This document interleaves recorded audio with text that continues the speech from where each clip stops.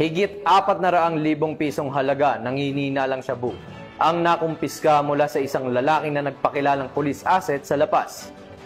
Sa bisa ng bypass operation, agad na naaresto ang suspect na ngayon ay nahaharap sa kasong paglabag sa Comprehensive Dangerous Drugs Act. Magbabalita dyan si Patrolwoman Ladylyn Bansagon. Sa korte.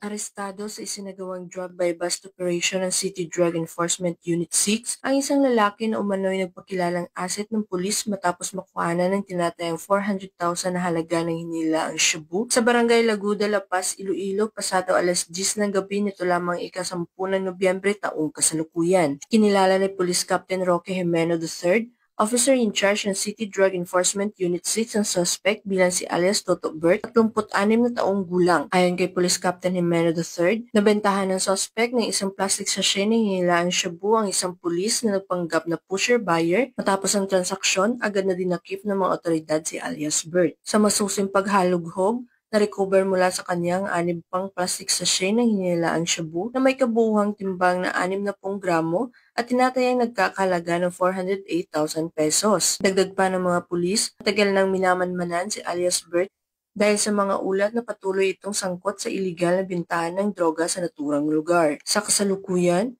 nasa kustudiya na ng pulisya ang suspect para sa kukulang dokumentasyon at sasampahan ng kasong paglabag sa RA 9165 o ang Comprehensive Dangerous Drugs Act of 2002. Patuloy na pinapaigting ng Iloilo City Police Office ang kampanya kontra iligal na droga upang matiyak ang kaligtasan at katahimikan ng mga komunidad sa lungsod. Bagong PNP para sa bagong Pilipinas, serbisyong mabilis, tapat at nararamdaman. Mula dito sa Police Regional Office 6, ako ang inyong Police News Network Correspondent, Patrolwoman Ladylyn Bansagon, alagad ng batas, tagataguyod ng balitang pulis.